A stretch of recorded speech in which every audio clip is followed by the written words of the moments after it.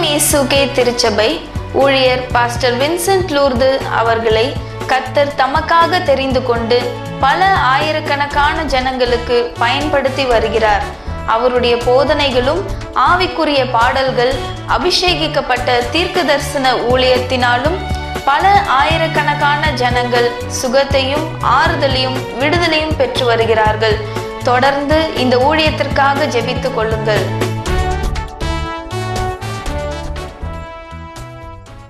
ஒன்றான மெய்தேவனாகிய இயேசு கிறிஸ்துவின் இன்ப நாமத்திலே உங்கள் யாவருக்கும் எனது அன்பான வாழ்த்துதல்களை தெரிவித்துக் கொள்கிறேன்.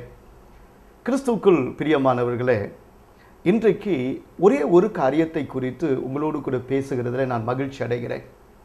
வேத புத்தகத்தில் ஒன்று என்று சொல்லுகிற அந்த ஒரு வார்த்தையில் இஸ்ரவேலை கேள், உன் தேவனாகிய கர்த்தர் ஒருவரே கர்த்தர் என்று சொல்லி கர்த்தருடைய ஒருமையை குறிக்கிற அந்த ஒரே ஒருவர் தான் கர்த்தர் என்பதை குறிப்பதற்கு தேவன் பயன்படுத்துகிற நம்பர் அது ஒன்று என்பதாகும். இரண்டு என்பது பிரிவினையை குறிக்கும், அதாவது உலகத்தை விட்டு நாம் வேறு பிரிக்கப்பட்டவர்கள் என்பதை குறிப்பதற்கு இந்த இரண்டு பயன்படுகிறது. மூன்று என்று வரும்போது திருத்துவத்தை குறிக்கிற அது எண்ணாக மாறிவிடுகிறது. நான்கு என்று சொல்லும்போது அது உலகத்தை குறித்து அது சொல்லப்பட்ட எண். ஐந்து கர்த்தருடைய கிருபையை குறிக்கும். ஆறு மனிதனை குறிக்கும். ஏழு தேவனுடைய பூர்ணத்தை குறிக்கும். எட்டு தேவன் நமக்கு அளிக்கிற ஒரு புதிய வாழ்க்கையை அது குறிக்கிறதா இருக்கிறது. ஒன்பது என்பது வரங்களையும் கனிகளையும் அது குறித்து அது நம்மை வரங்களிலும் கனிகளிலும் நம்மை நடத்துகிற ஆசீர்வாதத்தை குறிக்கிற எண்ணாக இருக்கிறது. 10 என்பது அரைகுறை பரிபூர்ணம் என்று சொல்வார்கள். வேத புஸ்தகத்தில் நீங்கள் யோவான் 10ஆம் அதிகாரம் 10ஆம் வசனத்தை நீங்கள் வாசிக்கும் போது ஜீவன் உண்டாயிருக்கவும் அது பரிபூர்ணப்படவுமே வந்தேன் என்று ஆண்டவராகிய இயேசு கிறிஸ்து தம்மை வெளிப்படுத்துகிறார். திருடன் திருடவும் கொல்லவும் அழிக்கவும் வருகிறான் என்று வேறு ஒன்றுக்கும் வரான் என்று சொல்லி பிசாசை குறித்து சொல்லும்போது நம்முடைய ஆண்டவராகிய கர்த்தரோ நம்முடைய ஆண்டவராகிய இயேசு கிறிஸ்துவோ நமக்கு ஜீவன் உண்டாயிருக்கவும் அது பரிபூர்ணப்படவும் வந்தேன் என்பதை அவர் தெளிவாக சொல்லுகிறதை நீங்கள் பார்க்கலாம். 11 என்கிற அந்த எண் உயிர்த்தெழுதலை குறிக்கிற ஒரு மகிமையான எண் ஆகும். 12 என்பது தேவனுடைய ஆளுகையை குறிக்கும். 13 எச்சரிக்கையை குறிக்கும். 14 என் நாமத்தினால் நீங்கள் எதை கேட்டாலும் நான் அதை செய்வேன் என்று சொல்லி யோவான் 14:14 சொல்லுகிறாரே, அந்த 14 என்பது ஜெபத்தை குறித்து அந்த ஜெபத்தில் உள்ள உறுதியை குறித்து சொல்லுகிறதா இருக்கிறது. 15 என்பது கிறிஸ்துவும் நாமும் இணைந்த வாழ்க்கையை குறித்து திராட்சை செடியாக அவருடைய கொடிகளாக நாம் இணைக்கப்பட்ட அந்த வாழ்க்கையை குறிக்கிறது. 16 என்பது இயேசு கிறிஸ்துவின் மகத்துவத்தை கூறும். 17 என்பது ஆண்டவரோடு கூட நாம் நெருங்கி இருக்கிற அந்த அன்பு சத்தியத்தில் உள்ள வெளிப்பாடு. நீங்கள் யோவான் 17:17 வாசிச்சிங்கன்னா சத்தியத்தினால நாம் விடுதலை ஆக்கப்படுகிறோமே அந்த பூர்ண சத்தியத்தை குறித்து வெளிப்பாடாக இருக்கிறது. 18 என்பது தேவனுடைய ராஜரீகம் ஆளுகை என்று சொல்லி வருகிறது. இவைகள் 18லும் ஆண்டவராகிய இயேசு கிறிஸ்து திருச்சபைக்கு என்ன செய்தி கொடுக்க வேண்டுமோ அந்த செய்தியை அவர் கொடுத்திருக்கிறார். கர்த்தருக்கு மகிமை உண்டாகட்டும். அதிலே இன்றைக்கு நாம் தியானத்துக்கென்று ஒன்று என்ற ஒன்றை மாத்திரம் நாம் எடுத்துக்கொள்ள போகிறோம். ஒரு நிமிஷம் ஜெபித்து கர்த்தருடைய வசனத்துக்கு நேராக கடந்து செல்லலாம். நல்ல பிதாவே, இந்த நாளிலும் அறிய வேண்டிய ஒன்று, ஆராய வேண்டிய ஒன்று, ஆண்டவருக்கு அர்ப்பணிக்க வேண்டிய ஒன்று என்று சொல்லி நாங்கள் தியானித்து கர்த்தருக்கு மகிமையான ஒரு வாழ்க்கை செய்ய கர்த்தர் எங்களுக்கு கிருபை தர வேண்டுமாய் நாங்கள் ஜெபிக்கிறோம். இயேசு கிறிஸ்துவின் பெயராலே ஆமென். தேவனுக்கு மகிமையாக நாம் லூக்கா 10வது அதிகாரத்தை எடுத்துக்கொள்ளலாம். அந்த லூக்கா 10வது அதிகாரம் 42ஆம் வசனத்தில் என் ஆண்டவராகிய இயேசு கிறிஸ்து ரொம்ப அழகா சொல்றாரு, தேவையானது ஒன்றே, மரியாள் தன்னை விட்டு எடுபடாத நல்ல பங்கை தெரிந்து கொண்டாள். தேவையானது ஒன்றே, மரியாள் தன்னை விட்டு எடுபடாத நல்ல பங்கை தெரிந்து கொண்டாள். என்னை விட்டு எடுபடாத ஒரு நல்ல ஆசீர்வாதம் எனக்கு வேணும்னு விரும்பாதவங்க யாரு? எனக்கு இந்த செய்தியை நீங்கள் கேட்கும்போது எவ்வளோ சந்தோஷத்தோடு அது கேட்குறீங்க. கர்த்தர் உங்களை ஆசீர்வதிப்பார். உங்களை விட்டு எடுபடாத ஒரு பெரிய ஆசீர்வாதத்துக்கு தான் இப்பொழுது நீங்கள் இந்த செய்தியை கேட்டுக்கொண்டு இருக்கிறீங்க.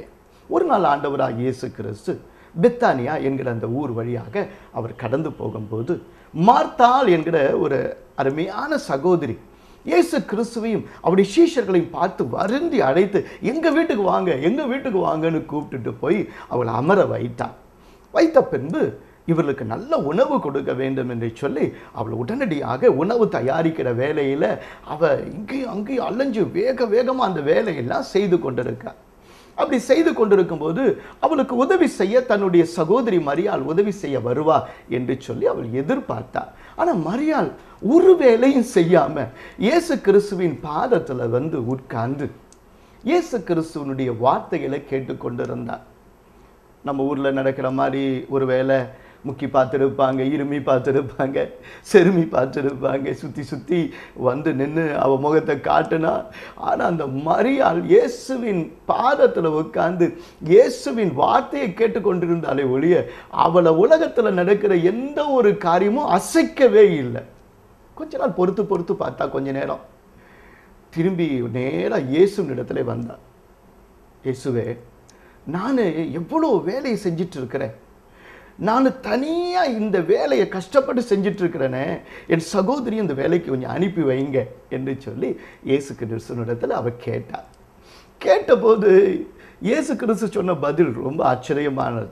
அவர் சொன்னா, மாத்தாலே நீ அநேக காரியங்களை குறித்து கவலைப்பட்டு கலங்குகிறாய், தேவையானது ஒன்றே ஒன்றுதான், மரியாள் தன்னை விட்டு எடுபடாத நல்ல பங்கை தெரிந்து கொண்டார்.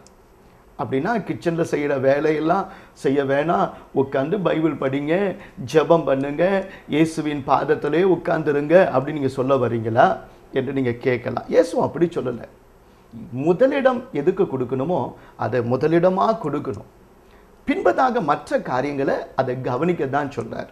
ஒருவேளை சகோதரிங்க வீட்டில் வேலை செய்யாமல் ஒரு வேளை சமையல் பக்கம் போகலைன்னா இன்றைக்கி நிறைய ஆண்களுடைய வயிறு காஞ்சி போயிடும். நான் அதை சொல்ல வரலை. கர்த்தருக்கு ஸ்தோத்திரம் உண்டாகட்டும்.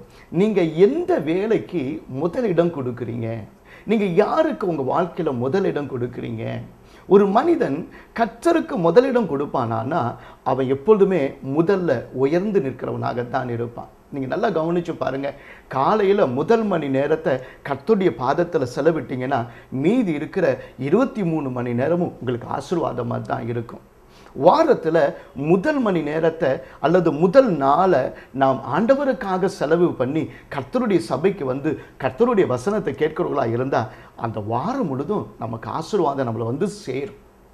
நம்முடைய வருமானத்தில் முதல் பகுதியை கர்த்தருக்கு நம்ம கொடுத்தோம்னா கர்த்தருக்கு ஸ்தோத்திரம் உண்டாகட்டும்.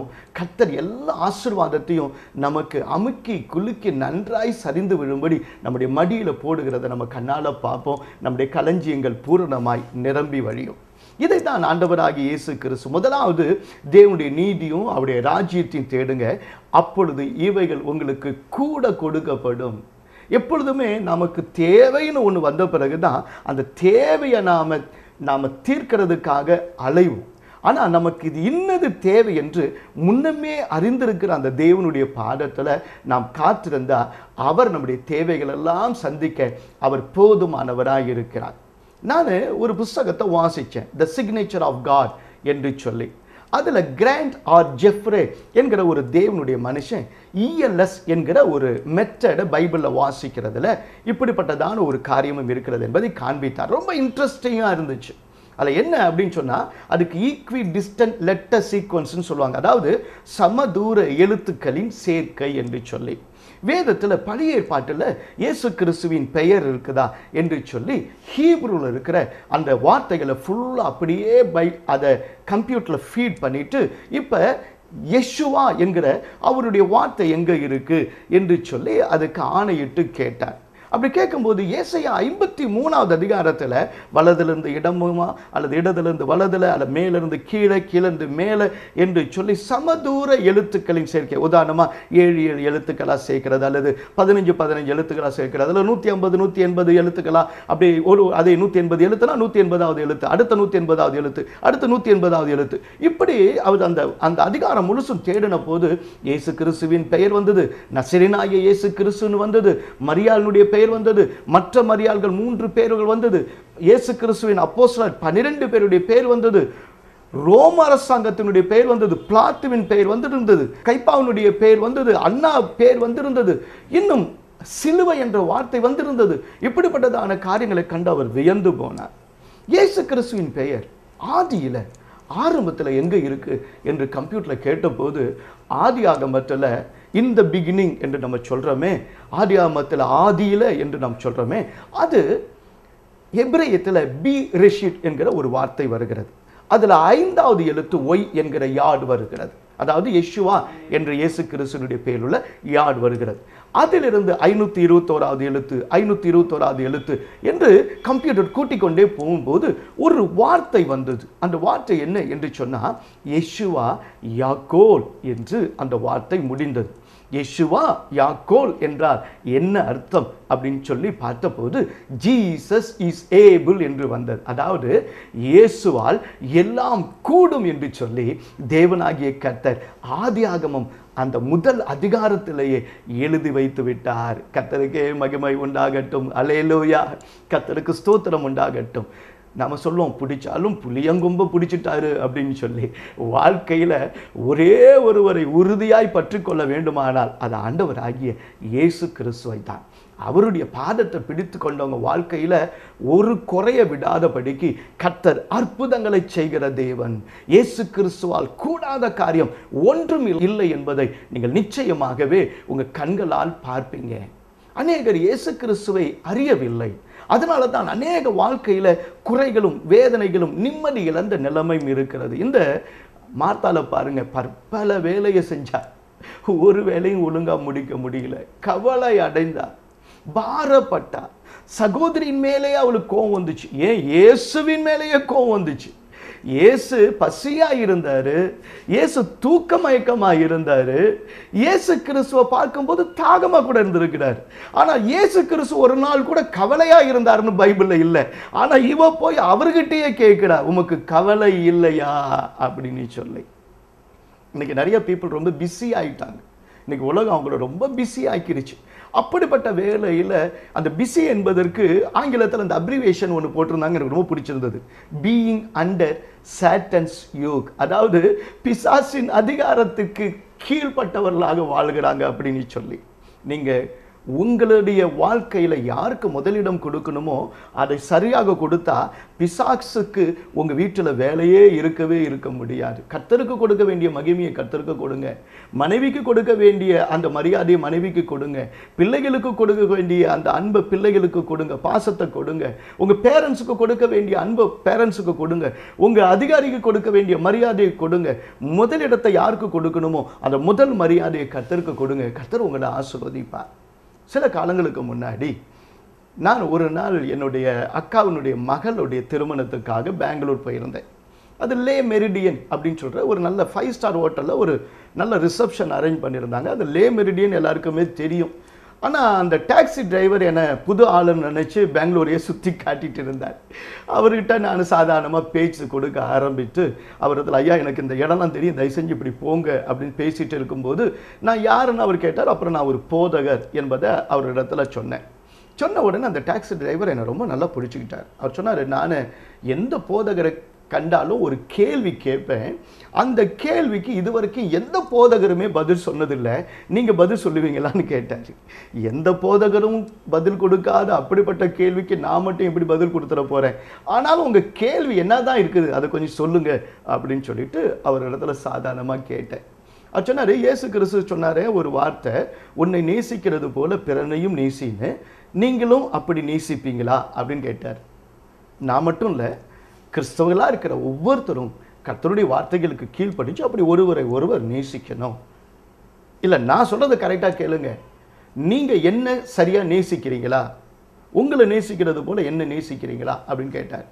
ஆமாம் அப்படின்னு சொன்னேன். அப்படின்னா உங்கள் பர்ஸில் இருக்கிற எல்லா காசையும் எனக்கு கொடுத்துருவீங்களான்னு கேட்டார். இந்த கேள்விக்கு எந்த போதகர் பதில் சொல்லுவாங்க? அவர் ரொம்ப அருமையாக கேட்டோடனே உடனே எனக்கு ஒரு தாட் வந்துச்சு. உடனே அவர்கிட்ட சொன்னேன், ஐயா எனக்கு இந்த ஊரில் அல்லது நான் எங்கே போகிற இடத்துலையும் எனக்கு ஒரு மரியாதை வருதுன்னா அது காரணம் நான் ஒரு வைரம் வச்சுருக்கிறேன். அதை என் சொத்தை விற்று எனக்கு இருக்கிற எல்லாத்தையும் விற்று அந்த வைரத்தை வாங்கினேன். எங்கே போனாலும் நான் அந்த வைரத்தை வச்சுருக்கிறதுனால எல்லாருமே என்னை ரொம்ப மதிப்பாங்க, நல்ல இடத்த கொடுப்பாங்க, நல்ல மரியாதையாக பேசுவாங்க, அவர் பெரிய ஆளுன்னு சொல்லுவாங்க. உங்களுக்கு அந்த வைரம் வேணுமா அப்படின்னு கேட்டேன். அவருக்கு இன்னும் 32 பல்லும் தெரிஞ்ச மாதிரி ரொம்ப சந்தோஷப்பட்டார். ஆமாம் அப்படின்னார். நான் சொன்னேன், என் சொத்தை விற்று அல்லது இந்த உலகத்தில் நான் கண்டுபிடிச்ச பெரிய சொத்து எது அப்படின்னா ஆண்டவராகிய இயேசு கிறிஸ்து. நீங்கள் பைபிளை சரியாக படிங்க.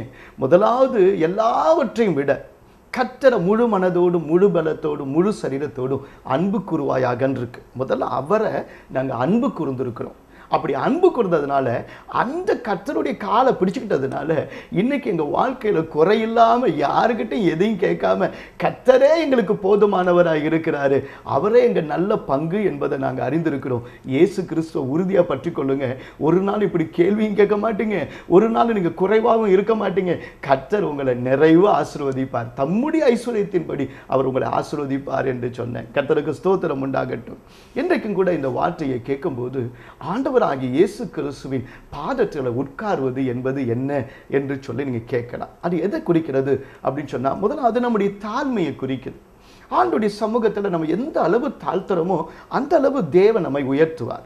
தாழ்மை உள்ளவர்களுக்கு கர்த்தர் கிருபை அளிக்கிற தேவன் என்று வசனம் சொல்கிறது. 100க்கு அதிபதியை பாருங்க, அவனுக்கு 100 பேர் அவன் சொல்றதை கேட்கறதுக்கு ஆளுங்க இருந்தாங்க. ஒருவனை போன்னு சொன்னா அவன் போனா, வான்னு சொன்னா வந்தான், இதை செய்யணும் சொன்னா செய்யறதுக்கு ஆட்கள் நிறைய பேர் இருந்தாங்க. ஆனாலும் கூட இயேசு கிறிஸ்துவை பார்த்து அவன் சொன்னா, நீர் என்னுடைய வீட்டுக்குள் வருவதற்கு நான் பாத்திரன் அல்ல. ஆனாலும் ஒரு வார்த்தை சொல்லும், என் வேலைக்காரன் குணமாவான். என்ன தாழ்மை பார்த்தீங்களா? இயேசு கிறிஸ்து எவ்வளவு அவன் மேல மனதுருகினார்னு பார்த்தீங்களா? கர்த்தருக்கு ஸ்தோத்திரம். உடைய வேலைக்காரன் சுகமாயிருக்கிறான் என்று சொன்னார். உடனே வேலைக்காரன் சுகமாயிருந்தான். கர்த்தருக்கு ஸ்தோத்திரம். உங்க வாழ்க்கையில என்னுடைய வாழ்க்கையிலும் நாம் கற்றுக்கொள்ள வேண்டிய மிக முக்கியமான காரியம், பெருமை உள்ளவர்களுக்கு தேவன் எதிர்த்து நிற்கிறார், தாழ்மை உள்ளவர்களுக்கோ கர்த்தர் கிருபை அளிக்கிறார் என்று நாம் வாசிக்கிறோம். கர்த்தருக்கு ஸ்தோத்திரம் உண்டாகட்டும். நான் அடிக்கடி போற இடங்கள்ல சொல்லுவேன், வத்தி குச்சியினுடைய அந்த மேட்ச் பாக்ஸ்ல நம்ம வச்சிருக்கிறோம் அந்த வத்தி குச்சி, அந்த வத்தி குச்சியினுடைய சாவுக்கு காரணம் அதனுடைய மண்டை கனம் தான். அந்த மண்டை கணத்துல தான் அது பாவம் எரிஞ்சு அழிஞ்சே போயிடுது. கர்த்தருக்கு ஸ்தோத்திரம் உண்டாகட்டும். தாழ்மை உள்ளவர்களுக்கு தேவன் கிருபை அளிக்கிறார். கர்த்தருக்கு மகிமையாக இன்னொரு காரியத்தை சொல்லுகிறேன். அவருடைய பாதத்தில் உட்கார்ந்திருப்பது என்பது எதை குறிக்கிறது என்று நாம் பார்க்கும்போது அது ஜெப வாழ்வை குறிக்கிறதா இருக்கிறது. ஜெபம் என்பது நம்முடைய மூச்சு. ஆனால் இன்னொரு வார்த்தையில் சொல்ல போனால், நேற்று விட்ட மூச்சு இன்று என்னை காப்பாற்றாது. ஜெபம் இல்லையே ஜெயம் இல்லை என்று நாம் சொல்லுவோம். ஆனால் கர்த்தருடைய சமூகத்தில் ஜெபிக்க உட்காரும்போது நாம் உறவுக்காக ஜெபிக்கிறோமா அல்லது உதவிக்காக ஜெபிக்கிறோமா என்பதை நாம் கவனிக்கணும். யோபு 22:21 வசனத்தில் வாசிச்சு பாருங்க, நீர் அவரோடு கூட பழகி சமாதானமாக இரும், அப்பொழுது இவைகளெல்லாம் உங்களுக்கு கிடைக்கும் என்று ரொம்ப அழகாக அங்கே சொல்லப்பட்டிருக்கிறது. கர்த்தருக்கு ஸ்தோத்திரம். யோவான் 17ஆம் அதிகாரத்தை நீங்க வாசிச்சீங்கன்னா, நீரும் நானும் நீரும் நானும் அப்படின்னு சொல்லி 23 இடத்துல திரும்பி வரும். தேவனோடு இருக்கிற உறவு எப்பொழுதும் அவர் எனக்கு பதில் கொடுக்கிறார் என்கிற அளவில் அந்த உறவு இருந்ததுனால லாசருவையும் உயிரோடு கூட எழுப்பும் போது இயேசு கிறிஸ்து பல மணி நேரம் போய் அங்க போய் ஜெபம் செய்யல, அல்லது அந்த இடத்துல உட்கார்ந்து அவர் தவம் செய்து கொண்டில்லை. எப்பொழுதும் நீர் எனக்கு பதில் கொடுக்கிறீர் என்று இயேசு சொன்னார். ஏன்னா அந்த உறவு. கர்த்தருக்கு ஸ்தோத்திரம். நாம உறவுக்காக ஜெபிக்கிறோமா அல்லது சந்தர்ப்பவாதியா ஆண்டவருடைய சமூகத்துல உதவியை பெற்றுக்கொண்டு ஓடி போய் விடுகிறோமா? நிறைய பேருக்கு ஜெபம்னா என்னன்னே தெரியல. கர்த்தருக்கு ஸ்தோத்திரம். கெஞ்சுவதும் கொஞ்சுவதும் ஜெபம் என்று சிலர் கற்றுக் கொடுத்தாங்க. கர்த்தருக்கு ஸ்தோத்திரம். கர்த்தரிடத்துல கெஞ்சுகிறது மாத்திரமல்ல, அவரை கொஞ்சுறதுக்கும் அவரோடு கூட நெருங்கி பழகுவதற்கும் நாம் அந்த ஜெப நேரத்தை எடுத்துக்கொள்ள வேண்டும். அவருடைய பாதத்தில் அவரை தவிர வேறு ஒன்றும் தேவையில்லை. ஆண்டவரே உம்முடைய சித்தம், ஆண்டவரே உம்முடைய ராஜ்யம், ஆண்டவரே உம்முடைய நாமத்துக்கு மகிமை என்று சொல்லி அவருடைய சமூகத்தில் கேட்பது. இதைத்தான் ஆண்டவராகிய இயேசு கிறிஸ்து கர்த்தர் கற்பித்த அந்த ஜெபத்திலே மத்திய 6ஆவது அதிகாரம் 8ஆம் வசனத்திலிருந்து வாசிக்கும் போது மிக அழகாக உம்முடைய ராஜ்யம், உம்முடைய நாமத்தின் மகிமை, உம்முடைய சித்தம் நிறைவேறட்டும் என்று சொல்லி ஆண்டவராகிய இயேசு கிறிஸ்து நமக்கு கற்றுத் தருகிறார். நமக்கு தெரிஞ்சதெல்லாம் ஆபத்து காலத்தில் என்னை நோக்கி கூப்பிடு, நான் அப்போ உனக்கு உதவி செய்வேன், நீ என்னை மகிமைப்படுத்துவா என்கிற இந்த வசனம் தான். தேவனுக்கு மகிமை உண்டாகட்டும். ஒரு சுவையான ஒரு கதையை படித்தேன். ஒரு மனுஷன் காட்டுக்குள்ள ஒரு நாள் எதேச்சியா போக வேண்டியதாக இருந்தது. அவனுடைய பிரயாணத்தில் போகும்போது பின்னாடி ஏதோ அவனை துரத்துது அப்படின்னு சொல்லி கண்டுக்கிட்டான். திரும்பி பார்த்தா புலி துரத்துது அவனை. இப்போ அவனுக்கு தெரிஞ்சிடுச்சு மரணம் நெருங்கி வந்துருச்சுன்னு. ஒரே ஓட்டமாக ஓடுனான். அதுக்கு அந்த அளவுக்கு எக்ஸ்பீரியன்ஸ் இல்லாதனால ஒரு மரத்தில் தடுக்கி கீழே விழுந்துட்டான். இப்போ அவனுக்கு முடிவு தெரிஞ்சிடுச்சு, இன்னும் கொஞ்ச நேரத்தில் ஐயா பிரியாணி ஆயிட போகிறாரு அப்படின்னு சரியாக தெரிஞ்சிச்சு. ஆனால் அந்த நேரத்தில் அவங்க அம்மா சொன்ன ஒரு வார்த்தை அவனுக்கு பட்டுன்னு அவன் மனசில் வந்துச்சு. டே, ஆபத்து காலத்துலையாவது கர்த்தரை நோக்கி கூப்பிடுறா, அவர் உனக்கு உதவி செய்வார் அப்படின்னு. உடனடியாக வர வழி இல்லாமல் பட்டுன்னு நேராக முட்டி போட்டு கையை குவிச்சு கண்ணை மூடி இப்போ என்ன சொல்கிறது அப்படின்னு தெரியாமல் திகைச்ச போது உடனடியாக அவன் வாயிலிருந்து வந்த வார்த்தை என்ன தெரியுமா? ஆண்டவரே, இந்த புலியை கிறிஸ்தவ புலியாக மாற்றிருங்க, ஆண்டவரே இந்த புலியை கிறிஸ்தவ புலியாக மாற்றிருங்க என்று சொல்லி இவன் அப்படி ஜெபிச்சிருக்கும் போது திடீர்னு ஒரு சத்தம் கேட்குது. ஆமேன் அல்லேலூயா அப்படின்னு ஒரு சத்தம் கேட்குது. என்னடா இந்த காட்டில் கூட ஏதோ ஒரு கிறிஸ்தவ விசுவாசி உள்ளே வந்துட்டாங்க போல இருக்கு அப்படின்னு சொல்லி அப்படியே அரைக்கண்ணால் அப்படி லேசாக திறந்து பார்த்தா புலி முட்டி போட்டு ஜெபம் பண்ணிட்டு இருக்குது. இவனுக்கு ஒரு ஆச்சரியமாயிடுச்சு. இவன் ஜபத்தை நிறுத்தணும், அதுவும் ஜபத்தை நிறுத்திருச்சு. இவன் பிரைஸ் எல்லாம் சொன்னா உடனே அது பிரைஸ் எல்லாம் சொல்லுது. அந்த புலியை பார்த்து இவன் கை குலுக்கி அவன் கேட்குறான், புலியாரே புலியாரே, நான் கிறிஸ்தவன், நீங்களும் கிறிஸ்தவரா? அந்த புலி சொன்னிச்சு, மனுஷன் தான் 1008 மதம் வச்சிருக்கிறான், எங்களை படைச்ச ஆண்டவரை நாங்கள் வணங்குறோம், எங்கள் எல்லாருக்கும் ஒரே கடவுள் தான் என்று சொல்லி சிருஷ்டிகள் எல்லாரும் கர்த்தரை மகிமைப்படுத்துது என்று சொல்லி அந்த புலி சொன்னிச்சு. இப்போ திடீர்னு அவனுக்கு ஒரு சந்தேகம். அவன் சொன்னான், எனக்கு ஒரு சந்தேகம் இருக்குது, என் வாழ்க்கையிலேயே ஜெபம் பண்ணனா நான் இன்னைக்கு தான் ஜெபம் பண்ணியிருக்கிறேன், ஆனால் நீங்கள் முட்டி போட்டு ஜெபம் பண்ணீங்களே, அது எதுக்காக ஜெபம் பண்ணீங்க அப்படின்னு சொல்லி அவன் கேட்டான். அதுவா, நான் சாப்பிட்றதுக்கு முன்னாடி ஜெபம் பண்ணிட்டு தான் சாப்பிடுவேன்னு அந்த புலி சொன்னிச்சு. இன்றைக்கி நிறைய பேர் புலி வயிற்றுக்குள்ளே போன பிறகு தான், பிரச்சனை என்கிற மையத்துக்கு போன பிறகு தான், ஆபத்துன்னு வந்த பிறகு தான் 4 டியூபு கையிலையும் காலையிலையும் அது வந்து இறங்கி இவர் அந்தரத்தில் தொங்குற மாதிரி ஆக்சிஜன் டியூப் உள்ளே போகும்போது தான் ஏசப்பா ஏசப்பா ஏசப்பான்னு அவங்க ஜெபிக்கிற ஜெபத்தை பாருங்கள். கர்த்தருக்கு ஸ்தோத்திரம். ஜெபம் என்பது கடமை அல்ல. இன்னொரு வார்த்தை சொல்ல போனால் கர்த்தரோடு நமக்கு இருக்கிற உறவு. அந்த உறவில சரியாய் எந்த மனுஷன் சரியாய் கடந்து போகிறானோ அந்த மனுஷனை தேவனாகிய கர்த்தர் நிச்சயமாய் ஆசீர்வதிக்கவே ஆசீர்வதிப்பார். நாம் தொடர வேண்டிய ஒன்று இருக்கிறது. பிலிப்பியர் 3ஆம் அதிகாரம் 13ஆம் வசனத்தை நீங்கள் வாசிச்சிங்கன்னா அங்கே பவுல் சொல்கிறான், சகோதரரே, அதை பிடித்து கொண்டேன் என்று நான் எண்ணுகிறதில்லை, ஒன்று செய்கிறேன், பின்னானவைகளை மறந்து முன்னானவைகளை நாடி கிறிஸ்து இயேசு அழைத்த அந்த அழைப்பின் பந்தய பொருளை பெற்றுக்கொள்வதற்காக நான் ஆசையாய் அதை தொடர்கிறேன் என்று சொல்லி பவுல் அதை குறித்து பேசுகிறார். தேவன் நம்மை அழைத்த அழைப்புக்காக, அந்த பந்தய பொருளுக்காக நம்முடைய வாழ்க்கையில் ஒரு கோல் வச்சு முன்னாடி போகும்போது, ஒரு மனுஷன் தன் வாழ்க்கையில் லக்கு வைத்து அவன் போகும்போது அவனுடைய வாழ்க்கையில் அவன் வீழ்ந்து போகிறதில்லை, அவன் வாழ்ந்து காட்டுகிறவனாக இருக்கிறான். ஆனால் அது பின்னானவைகளை மறந்து முன்னானவைகளை நாடுகிறதா இருக்க வேண்டும். கர்த்தருக்கு ஸ்தோத்திரம் உண்டாகட்டும். நான் உம்மை போகவே விட மாட்டேன் என்று சொல்லி இந்த யாக்கோபு போராடுகிறதை நீங்கள் பார்க்கலாம். கர்த்தர் அங்கே அவனை ஆசீர்வதிக்கும் போது இஸ்ரேல் என்று சொல்லி, இனிமேல் நீ யாக்கோபு இல்லை, இனிமேல் நீ எத்தன் இல்லை, நீ தேவ பிரபு என்று ஆசீர்வதித்தார். அந்த ஒரு ஆசீர்வாதம் இன்றைக்கு எத்தனை ஆசீர்வாதத்தை அந்த தேசத்துக்கு கொண்டு வந்திருக்கிறது என்பதை நீங்கள் கொஞ்சம் யோசிச்சு பாருங்க. முதல் இந்தியன் யார் அப்படின்னு கேட்டால் நீங்கள் முழிப்பீங்க. முதல் அமெரிக்கன் யார்?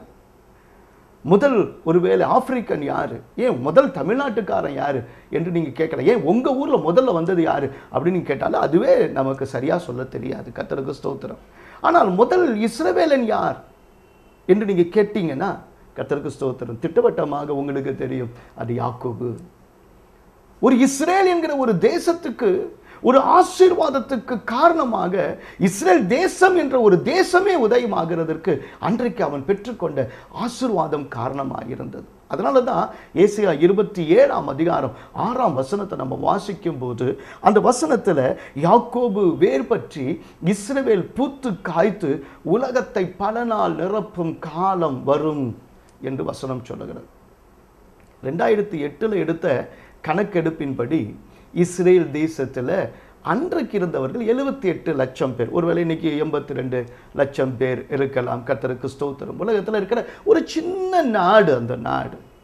1948 மே மாதம் 14ஆம் தேதி தான் அது சுதந்திரமே அடைந்திருக்கிறது. அல்லது அதற்கு முன்பதாக இஸ்ரேல் என்கிற ஒரு நாடே உலகத்தின் வரைபடத்தில் இல்லை. ஆனால் அந்த ஒரு சின்ன நாடு, அந்த நாட்டினுடைய வளர்ச்சி இன்றைக்கு அநேக வளர்ந்த நாடுகளுடைய புருவத்தை உயர வைத்திருக்கிறது, ஆச்சரியப்பட வைத்திருக்கிறது. இன்னொரு வார்த்தையில் சொல்லப்போனால் அதனுடைய மொத்த பரப்பளவே 20,350 சதுர கிலோமீட்டர் தான். அதாவது தமிழ்நாட்டில் 6ல் ஒரு பகுதி தான் நெகேவ் பாலைவனம், அந்த பெயர் சபா, அப்படி மீதி 40% தான், அல்லது 5000 சதுர கிலோமீட்டர் தான் அவர்களுக்கு விளை நிலம் இருக்குது. அது ஒரு டிராபிக்கல் கண்ட்ரி, நல்ல வெப்பமயமான நாடு. மழை பொழிவும் ரொம்ப குறைவான மழை பொழிவு தான். ஆனால் அவங்க ஒரு காரியம் செய்கிறாங்க, ஜியோ டெக்ஸ்டைல் என்ற முறையில் அவங்க பெரிய அளவில் துணியை பரப்பி அதன் மேலே அவர்கள் மண்ணையும் எருவையும் கலந்து இயற்கை உரங்களை போட்டு பயிரிடுகிறாங்க. உலகத்துக்கு சொட்டு நீர் பாசனம் என்கிற ஒன்றை அவர்கள் தான் கண்டுபிடித்து கொடுத்திருக்கிறாங்க. கெனசரேத் என்கிற அந்த ஏரியிலிருந்து பல கிலோமீட்டருக்கு தண்ணீரை பைப்பில் கொண்டு வந்து அவர்கள் பாசனம் செய்கிறாங்க. அப்படி பாசனம் செய்யும்போது இன்னைக்கு நடந்த அந்த விவசாய புரட்சி என்பது ஆச்சரியமான ஒரு காரியம் என்று சொல்லலாம். வார்கோதுமையில் உலகத்தில் விளைகிற வார்கோதுமையில் 2வது இடம் எங்கே இருக்குன்னு சொன்னால் இஸ்ரேல் தேசம் தான். இன்னும் சொல்லப்போனால் உலகத்தில் உள்ள பருத்தி தேவைகளில் 80% இன்றைக்கு இஸ்ரேல் தேசம் தான் அது அவர்களுக்கு இன்றைக்கு முன்னணியில் இருக்கிறது. அடுத்ததாக எலுமிச்சை, ஆரஞ்சு, நாரத்தை என்று சொல்லுகிற இவைகளிலும் பார்த்தால் உலகத்தில் 60% பழ உற்பத்தி இந்த சிட்ரிக் அந்த பழங்கள் உற்பத்தியில் அது முன்பதாக இருக்கிறது. உலகத்தில் 40% ரெட் அண்ட் ஒயிட் அந்த ஒயின் உற்பத்தி இங்கிருந்து தான் நடக்கிறது. இன்னும் சொல்ல போனால் அலங்கார மலர்கள், பூச்செண்டுன்னு சொல்கிறோமே, இந்த பூச்செண்டில் அதாவது 160 வகையான மலர்களை அவங்க உற்பத்தி பண்ணி அவங்க ஒரு நாளைக்கு 25 விமானங்களில் உலகத்தின் பல பகுதிகளிலும், ஏன் பல கப்பல்கள் மூலமாகவும் இந்த உற்பத்தியை செய்கிறாங்க. இன்றைக்கு உலகத்தில் முன்னணியில் இந்த பூ உற்பத்தி இருக்குது. அப்போ பூ நிறைய இருக்கிறதுனால தேன் இருக்குமே என்று நீங்கள் கேட்கலாம். ஆண்டவரே சொன்னார், நீங்கள் பாலும் தேனும் ஓடுகிற நலமான தேசத்தில் உங்களை கொண்டு போய் சேர்ப்பேன். அதே மாதிரி இன்றைக்கு அங்கே இருக்கிற ஒரு தேன் கூட்டில் ஒரு வருஷத்துக்கு சாதாரணமாக அவங்க எடுக்கிற அந்த தேன் 80 கிலோவுக்கு மேலே இருக்குது. அதே சமயத்தில் இந்தியாவில் 8 கிலோ தான் ஒரு தேன் அடையில் எடுக்கிறாங்க என்பது ஆச்சரியமாக இருக்கும். கர்த்தருக்கு ஸ்தோத்திரம். அங்கே பால் உற்பத்தியில் உலகத்தின் முன்னணி நாடுகளில் அது ஒன்றாக இருக்கிறது. அங்கே ஒரு வருஷத்துக்கு அங்கே பால் கறக்கிற அந்த மாடுகள், அந்த பால் கறக்கிற அளவு எவ்வளவுனா ஒரு வருஷத்துக்கு 11,500 லிட்டர்லேருந்து 15,000 லிட்டர் வரைக்கும். அதே சமயத்தில் இந்தியாவில் ஒரு வருஷத்துக்கு அதுவே 1,500 லிட்டர் தான், 10ல் ஒரு பகுதியாக மாறுது. இந்த அளவுக்கு அவங்க ஆசீர்வதிக்கப்பட்டு கொண்டே முன்னாடி போய் கொண்டிருக்கிறத கொஞ்சம் நீங்கள் பார்க்கலாம். இஸ்ரேலில் இருக்கிற அத்தி பழங்கள் அது ரொம்ப உலக ஃபேமஸ் ஆனது. இந்த அளவுக்கு அவங்க போனதுக்கு காரணம், ஒரு மனிதன் விடாமல் கர்த்தரை பார்த்து, நீர் என்னை ஆசீர்வதிக்காத போது நான் உம்மை விடுவது இல்லை.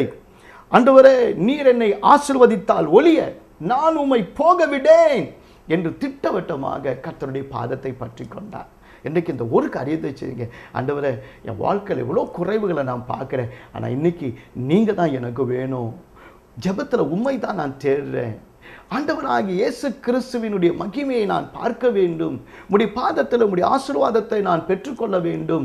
ஜெப ஆவி எனக்கு வேண்டும். உம்மோடு கூட தொடர்பு வேண்டும். உம்மோடு கூட அந்த உறவு வேண்டும். ஆண்டவரே, அந்த ஒன்று மாத்திரம் எனக்கு கொடுங்க. ஆண்டவரே, நல்ல பங்காகிய இயேசுவை என் வாழ்க்கையில் பிடித்துக்கொள்ள எனக்கு உதவி செய்யுங்க என்று சொல்லி கர்த்தருடைய சமூகத்தில் அவருடைய பாதத்தில் காத்துருங்க.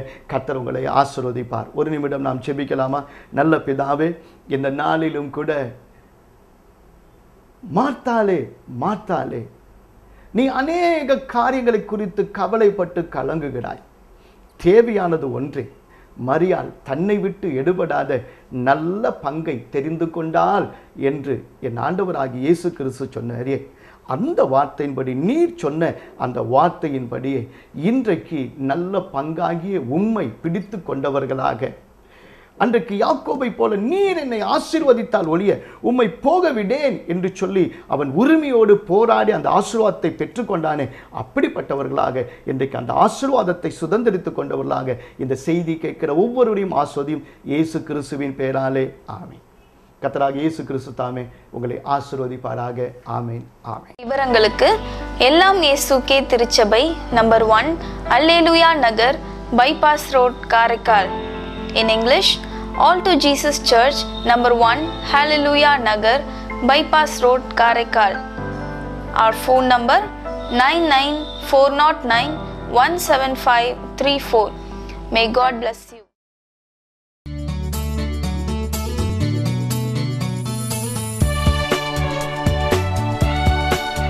எல்லாம் இயேசுக்கே திருச்சபை ஊழியர் பாஸ்டர் வின்சென்ட் லூர்து அவர்களை கர்த்தர் தமக்காக தெரிந்து கொண்டு பல ஆயிரக்கணக்கான ஜனங்களுக்கு பயன்படுத்தி வருகிறார். அவருடைய போதனைகளும் ஆவிக்குரிய பாடல்கள் அபிஷேகிக்கப்பட்ட தீர்க்கதரிசன ஊழியத்தினாலும் பல ஆயிரக்கணக்கான ஜனங்கள் சுகத்தையும் ஆறுதலையும் விடுதலையும் பெற்று வருகிறார்கள். தொடர்ந்து இந்த ஊழியத்திற்காக ஜெபித்துக் கொள்ளுங்கள்.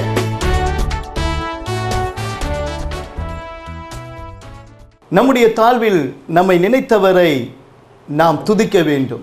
வேதம் அப்படி சொல்லுகிறது. இன்றைக்கும் நம்முடைய தாழ்வில் நம்மை நினைத்த ஆண்டவருக்கு நாம் நன்றி சொல்லி இந்த